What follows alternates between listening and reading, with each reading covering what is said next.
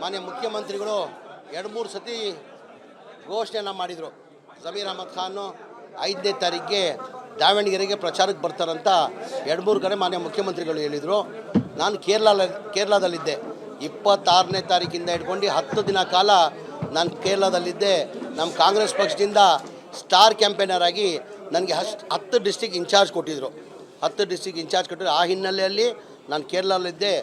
ನಾನು 5ನೇ ತಾರೀಕು ಬರಬೇಕಂತ ತೀರ್ಮಾನ ಮಾನ್ಯ ಮುಖ್ಯಮಂತ್ರಿ ಸೂಚನೆ ಮೇಲೆ 5ನೇ ತಾರೀಕು ಪ್ರಚಾರಕ್ಕೆ ಬರ್ತೀನಿ ಅಂತ ಹೇಳಿದೆ. ನಾನು ಮಾನ್ಯ ಮುಖ್ಯಮಂತ್ರಿಗಳು 2-3 ಸತಿ ಘೋಷಣೆಯನ್ನು ಮಾಡಿದರು.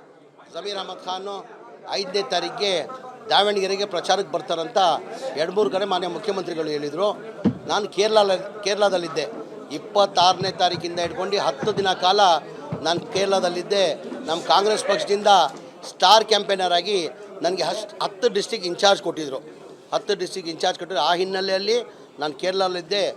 ನಾನು 5ನೇ ತಾರೀಕು ಬರಬೇಕಂತ ತೀರ್ಮಾನ ಮಾನ್ಯ ಮುಖ್ಯಮಂತ್ರಿ ಸೂಚನೆ ಮೇಲೆ 5ನೇ ತಾರೀಕು ಪ್ರಚಾರಕ್ಕೆ ಬರ್ತೀನಿ ಅಂತ ಹೇಳಿದೆ. ನಾನು ಮಾನ್ಯ ಮುಖ್ಯಮಂತ್ರಿಗಳು 2-3 ಸತಿ ಘೋಷಣೆಯನ್ನು ಮಾಡಿದರು. ಜಮೀರ್ ಅಹಮದ್ ಖಾನು 5ನೇ ತಾರೀಕಿಗೆ ದಾವಣಗೆರೆಗೆ ಪ್ರಚಾರಕ್ಕೆ ಬರ್ತಾರಂತ 2-3 ಕಡೆ ಮಾನ್ಯ ಮುಖ್ಯಮಂತ್ರಿಗಳು ಹೇಳಿದರು. ನಾನು ಕೇರಳದಲ್ಲಿದ್ದೆ. 26ನೇ ತಾರೀಕಿಂದ ಹಿಡ್ಕೊಂಡು 10 ದಿನ ಕಾಲ ನಾನು ಕೇರಳದಲ್ಲಿದ್ದೆ. ನಮ್ಮ ಕಾಂಗ್ರೆಸ್ ಪಕ್ಷದಿಂದ ಸ್ಟಾರ್ ಕ್ಯಾಂಪೇನರ್ ಆಗಿ ನನಗೆ 10 ಡಿಸ್ಟಿಕ್ ಇನ್ಚಾರ್ಜ್ ಕೊಟ್ಟಿದ್ದರು. 10 ಡಿಸ್ಟಿಕ್ ಇನ್ಚಾರ್ಜ್ ಕೊಟ್ಟಿದ್ರು. ಆ ಹಿನ್ನೆಲೆಯಲ್ಲಿ ನಾನು ಕೇರಳದಲ್ಲಿದ್ದೆ. ನಾನು 5ನೇ ತಾರೀಕು ಬರಬೇಕಂತ ತೀರ್ಮಾನ ಮಾನ್ಯ ಮುಖ್ಯಮಂತ್ರಿ ಸೂಚನೆ ಮೇಲೆ 5ನೇ ತಾರೀಕು ಪ್ರಚಾರಕ್ಕೆ ಬರ್ತೀನಿ ಅಂತ ಹೇಳಿದೆ. ನಾನು